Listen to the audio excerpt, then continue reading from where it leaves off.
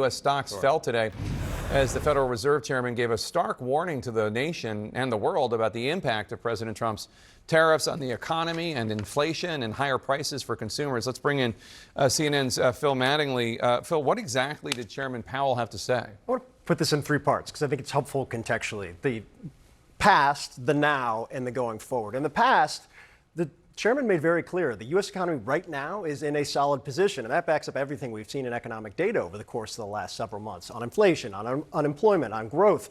It's in a solid place. So the Fed doesn't feel any need right now to move, in large part because the now. What Powell was saying about the level of uncertainty out there, not just for business leaders trying to figure out investments or which way to take their companies, but for the policy officials about what to do next. He said, historically unique developments with great uncertainty. This is the guy who's going to be critical if things go bad, and they have no idea and nothing to kind of tether it to as they think through their next steps.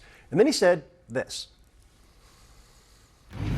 Unemployment is likely to go up as the economy slows in all likelihood, and inflation is likely to go up as tariffs find their way, and some part of those tariffs come to be paid by the public.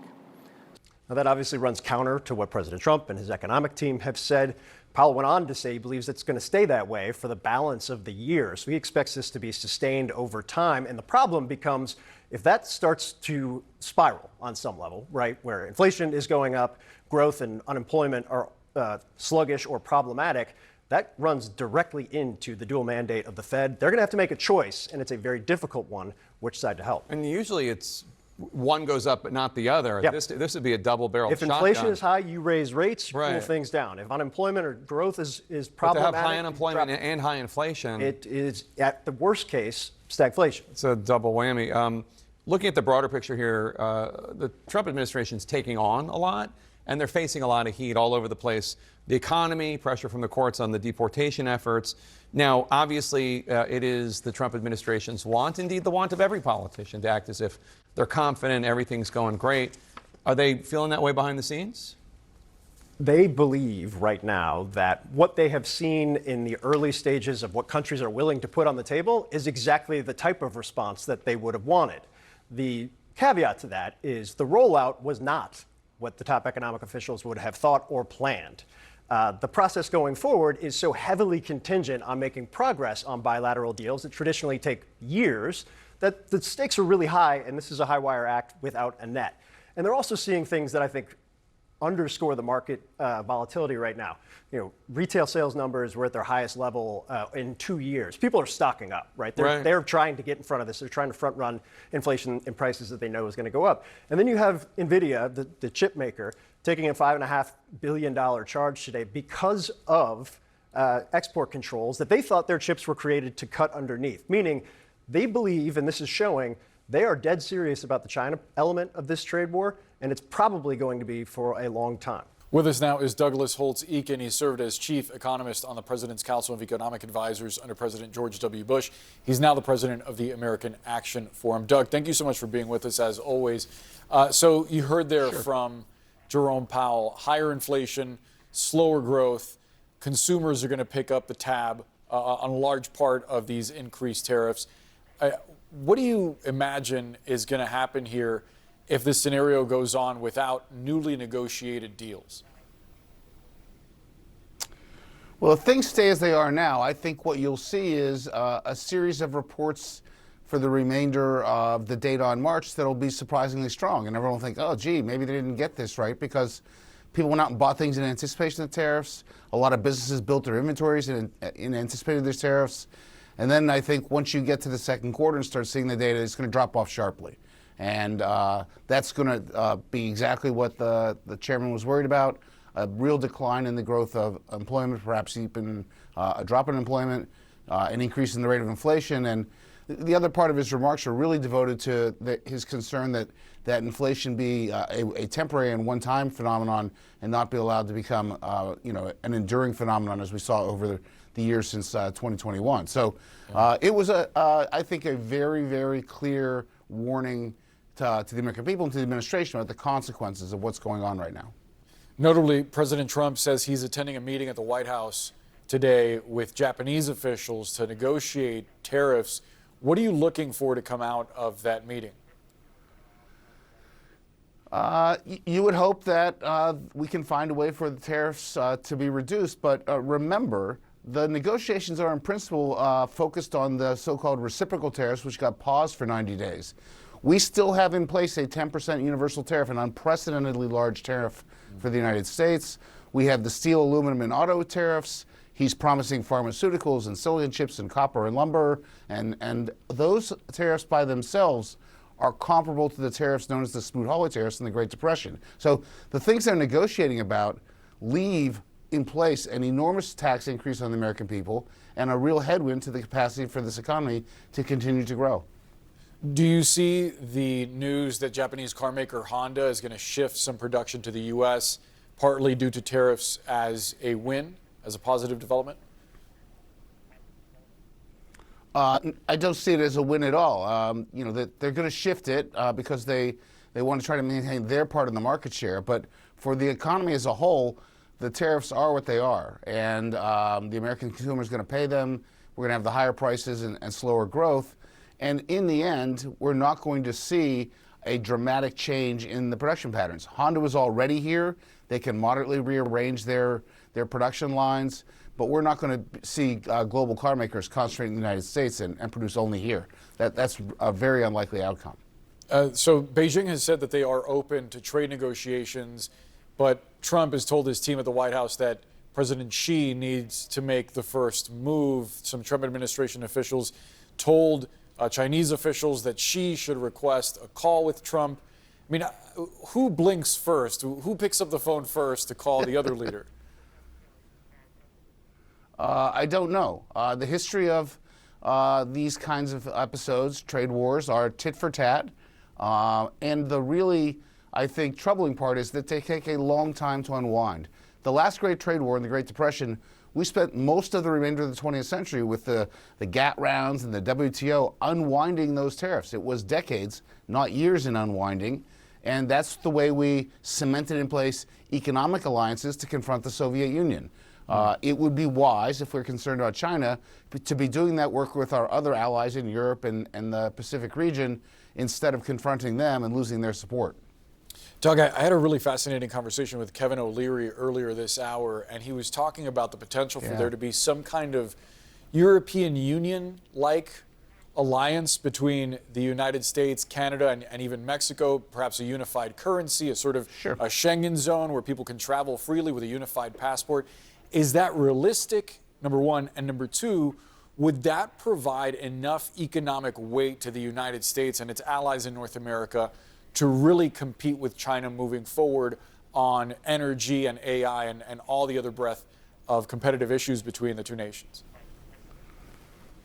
So there are really two things to that. Number one, what he's talking about is a customs union where we would have a unified tariff, say, toward China in Canada, Mexico, and the United States.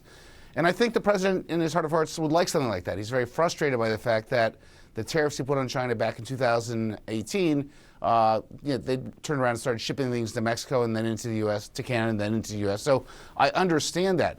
The second part about sort of the economic strength, we have that. We had a unified economic entity in North America. There were, restrictions for travel at the border, but they're not severe. And the president is the one who's unwound that. It is his 25% tariffs on Canada and Mexico that are threatening that strength. He'd be wise to back down completely on that. It was interesting that on so-called Liberation Day, he didn't put any additional tariffs on Canada and Mexico. That's good because there was enough damage done there. He should do no more, and we should keep that strength in place. China is taking the trade war to a new battleground. America's TikTok feeds. U.S. users are now seeing clips urging them to buy directly from Chinese factories. In fact, one TikTok video claimed that luxury goods buyers are already purchasing Chinese manufactured products despite what their labels may say. Watch this. Some say as long as there's a tag saying made in China, the bag can never be luxury. However, in fact, more than 80% of the luxury bags in the world are made in China. CNN's Claire Duffy has been digging into these TikToks and those claims. So, Claire, what did you find here? I mean, there's some talk about some major labels, well-known ones, Lululemon, Chanel, made in China? Yeah, there are a number of major U.S. brands that do produce in China, or they have components that come from China. But these videos that we're seeing where you have people who claim to be workers or managers at factories that produce for these big brands and telling people that if they buy directly from them, they can pay lower prices, they can save on the cost of tariffs. This has become such a big trend that a number of Chinese e-commerce and wholesale retail sites have shot to the top of the App Store. We're seeing DHgate and Xiaobao really gain popularity in the last few days.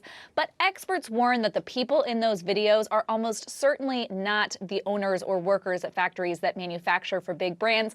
And that's because the factories that work with big brands, they sign contracts that require them not to talk about the names of the big brands that they're working for. So now we're seeing big brands like Lululemon disavowing this trend and warning people that they could be scammed if they engage with the people in these videos. But Claire, I'm asking for a friend here. I'm glad we clarified that. Yeah, It has nothing to do with Boris and his If someone needs. decided to go ahead and buy directly from these Chinese suppliers, would they avoid these tariffs? Almost certainly not. There are now Wow. 145% tariffs on China, as you know, and Trump has gotten rid of what's called the de minimis exemption. That was an exemption on tariffs for packages that are worth less than $800. That is going away. So now, even if you order a single pair of leggings, you're probably going to be still paying higher prices than you would have before the tariffs. Interesting. Sorry, Boris. It's not really the news you wanted to hear, is it? The de minimis exception strikes again.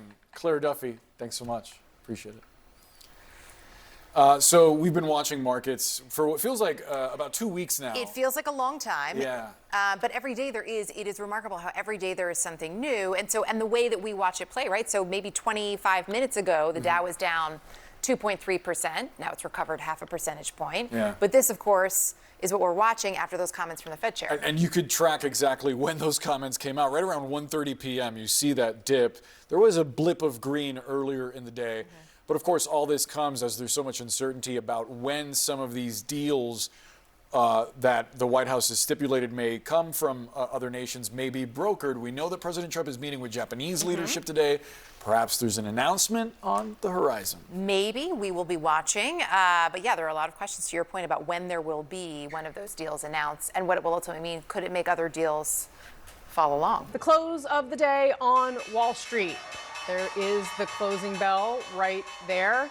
Just a few seconds before 4 p.m. Those steep losses, including the Dow sinking, as you can see, about 700 points. I want to get straight to CNN's Phil Mattingly. Phil, let's show everybody the numbers there. The Federal Reserve Chairman Jerome Powell spoke today and seemed to precipitate what we're seeing on the street. Explain. Yeah, I think markets are reacting, one, to reality on some level, which is that nothing's really changed over the course of the two rather calm market days that we've seen. There is still the largest tariffs in more than a century. There's still an ongoing trade war with China, and everybody's waiting for some development on negotiations on bilateral deals or the potential for them. What changed was mostly the Fed chair coming out and making very clear this point. Take a listen. The level of tariff increases announced so far is significantly larger than anticipated, and the same is likely to be true of the economic effects, which will include higher inflation and slower growth. Both survey and market-based measures of near-term inflation expectations have moved up significantly, with survey participants pointing to tariffs.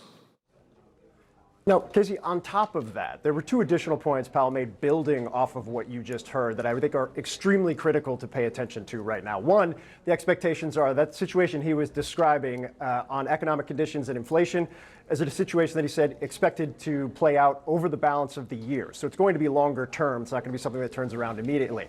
The second is he raised the prospect of these Fed's, quote, dual mandate, their statutory requirements as the Fed, at some point coming into tension with one another. So the Fed has two roles, right? You keep prices stable, you deal with inflation, and you also keep employment low, full employment.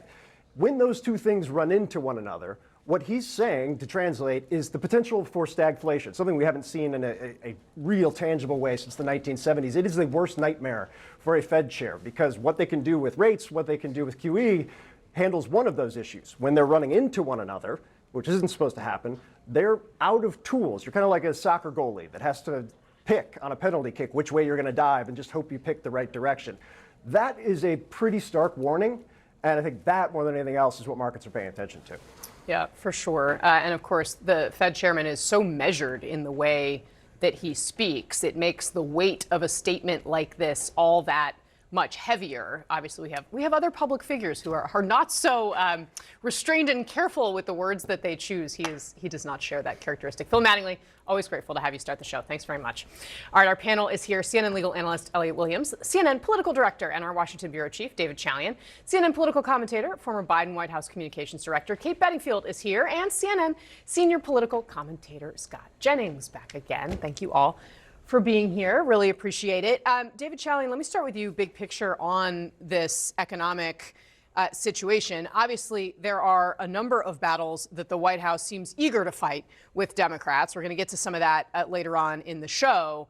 But what is going on in the economy represents a really fundamental risk for President Trump, for Republicans. And there has been no small amount of chatter of them saying, well, we'll do this with the tariffs. It'll cause the Federal Reserve to lower interest rates to the floor. Businesses will explode and the economy will take off. The Fed chair today seems to be saying, yeah, no, sorry. I mean, to hear the Fed chairman just say so clearly that this policy is likely to lead to higher inflation and slower growth, it's like at the core, the two things that Donald Trump promised Americans on the campaign trail last year would be prices would come down and there would be robust economic growth. And the Fed chair today is in direct contradiction with that if he turns out right. I mean, that's his prediction of what these policies will be. If that is right, I think that poses a political problem, as you note, yes, for Donald Trump, but really far more immediate in the 26 midterms is for his party up on Capitol Hill. Yeah, well, and it also presents a problem for a lot of Americans, Scott Jennings. I mean, again, the Fed chair, Jerome Powell, picks his words very carefully. He also has, there has been no small amount of tension between him and President Trump. I would just point to this Wall Street Journal headline from November 7th, 2024. You may recall that's about the time that Donald Trump won the election, when Powell says that he won't step down if he's asked to by Trump. I don't imagine that the president is very happy about what the Fed chairman had to say today. Do you see a brewing standoff? Yeah, I wouldn't expect tickets to the Easter egg roll if I were Chairman Powell right now. Look, I of course, and I'm sure President Trump's going to react negatively to this statement today because he sees it much differently. He sees this as a long-term transformation of the economy. He sees a number of investment announcements that have happened that disprove all the apocalyptic doom and gloom, and he has already said he's willing to accept some short-term pain, and he's asked the American people, or at least his supporters, to accept that as we transform the economy to the benefit of the working class. However, the problem is and will be the trajectory of the economy in the minds of voters come next summer, late summer, and the fall. I think they actually will accept a continued amount of turbulence if they think the trajectory is good. That's really the measurement of how people feel. I don't think all the problems have to be fixed because they know there were myriad problems under the previous administration. But if they think they're on the right track, they'll give them some more leash. If they think they're on the wrong track, that's when you start to run into problems with the voters. That may be, but I think the challenge Trump's going to have here, I mean, there's so few things that a president truly has control over in office. You make all these promises on the campaign trail, you come into office, and then you have to deal with the world as it is. The thing that is so interesting about this is that the chaotic implementation of these tariffs is a huge piece of what's driving the uncertainty in the market and the challenges here. And so it may be true traditionally that if people feel like the economy is moving in the right direction, they're willing to give the president leeway. But Trump has stood up and thrown his arms around this and said, this is my problem. I created it because in 10 years or 15 years or 20 years, things are going to be better for you. I think it's going to be really tough in the fall of 2026 to ask voters to say, well, just hold your nose and just wait, and it's going to get better. Moreover, it's to pick up on both David's and your points, Kate, the certainty with which Donald Trump came in saying, look, in effect, I alone can fix it, to echo the point that he made several years ago, that what I will implement will ultimately fix the economy and make things better for all Americans. Yes, he has some runway, but that runway is getting much, much shorter. I do think some of the chaos may seem reduced if over the next few weeks they do roll out a series of announcements with trade deals with individual countries. I mean, they're obviously in deal-making mode. This is what he was put on this earth to do, make deals. Countries are coming to the table. So if they start to say, here's our deal with Japan, here's our deal with Vietnam, here's our deal with all these countries, and we're actually building a coalition to isolate China, I actually think that could seem make it seem like the chaos is being reduced, and people start to see the end game here, which is a stronger America and a weaker China on the internet. Fair enough. That would also require him, but that would require him to stick to whatever deal he negotiates. I mean, part of the challenge is, you see the Commerce Secretary or the Treasury Secretary come out and say, well, actually, no, there's going to be an exception on chips, and there's going to be an exception on phones, and then Trump says, well, I don't really like the word exception. So, I think Trump has a credibility challenge here. It may be that he's able to successfully negotiate all these trade deals. I'm not sure the market is going to believe him, even when he comes out and says these are the terms, because he himself hasn't stuck to his previously set agenda here. And the bigger point is that not all trade deals are created equal. And yes, we can strike trade deals with Sri Lanka and Vietnam, but none of these countries have the power, to harm the American economy that China does, and without a consideration of China. Yeah. And just to your point about Powell, you showed that Wall Street Journal headline, I think it was from the election time. I think it was just yesterday or the day before, Treasury Secretary Bessent in Argentina talked about starting to interview or come up with a list of people of thinking of new candidates, because when Powell's term ends next year, Trump is going to be in position to. And the fact that it was like out there yesterday from the Treasury Secretary already seeding the ground of trying to look at the post-Powell era. To Scott's point, I would be very surprised if Donald Trump did not react negatively to what the Fed chairman said today. Well, and Scott, can you just be realistic with me? I understand you're presenting how the administration is looking at this. We're going to talk for a second about deportations. We're going to talk later in the show about transgender athletes, right? There are all these fights that the administration is generating, is picking in many ways. Realistically, is the economy the riskiest ground for the president right now? Is this the biggest question mark for him on a very long list of very contentious issues? Of course, the economy is always the riskiest ground for any president, because you tend to rise and fall based on how people think you did with it. So when you make sweeping changes to the way our economy works, the way it's going to work around the world, there is a lot of risk in that, but there could also be a lot of reward in it if people see the end game, which is we isolated China, the working class feels like better jobs are coming back to decimated communities. So there's a lot of reward here, but it could take some time to get there. I will say on the other fights, I think they're on the right side of virtually every fight they're picking. I mean, you mentioned the some of the cultural fights they're picking. Immigration's his best issue right now. These are not inconsequential matters. I mean, on a lot of these things, he's on the 80, the Dems are on the 20. In our money lead, stocks slipping again today after new comments on tariffs from the chairman of the Federal Reserve, Jerome Powell. Take a listen. And inflation is likely to go up as tariffs find their way, and some part of those tariffs come to be paid by the public. This grim statement comes as the Commerce Department says that retail sales surged last month, but economists are warning that those could start sliding soon as well. CNN's Richard Quest joins us live from the New York Auto Show. Richard, what are you hearing there about fears of these tariffs? Oh, they're terrified because they don't understand how it's going to affect the industry, the difference between cars that are fully imported, those that are domestically produced, and those that are within Canada, US, and Mexico, within the USMCA. They're trying to work out what it all means. And by the way, that's a sound from Jerome Powell, the truth that dare not speaketh name. It's clear. Everybody knows the reason sales were up was because people were buying things before the tariffs arrive. You wait for a few more months and see what car sales look like. Richard, what else stood out to you watching the stock slip after Powell's comments about tariffs causing uncertainty and then also causing inflation? What stood out for me is that the market continues to hope for the best and then be surprised when the obvious happens and things turn turtle and go down. We know inflation's coming. We know there's going to be a slowdown. The WTO today, World Trade Organization, came out with their own report showing the fall off in global trade. It's happening now. It'll probably get worse unless there is relief. And that is what the market is just pricing in. The market continues to price in more and more down bad news.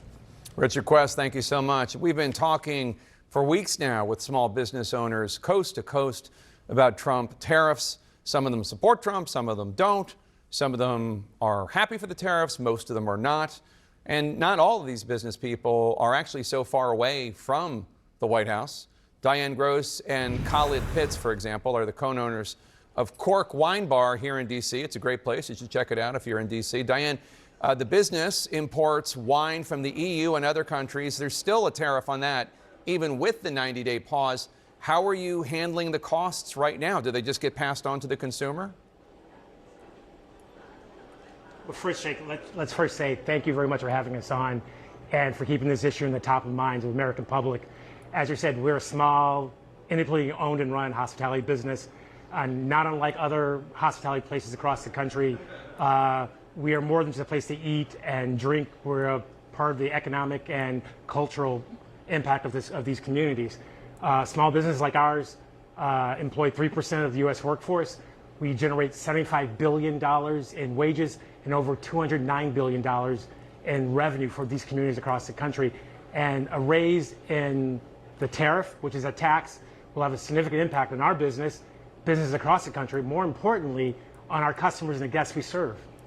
So the last thing that we want to do right now is raise prices on gas for sure, because prices are already going up on labor and on all our other costs. So we want to try as hard as we can to not pass on those costs to our consumers. Yeah, no, sure, of course. Khalid, I understand you two launched 2 other projects before the tariff announcement. Did you anticipate the impacts that tariffs would have on those other endeavors?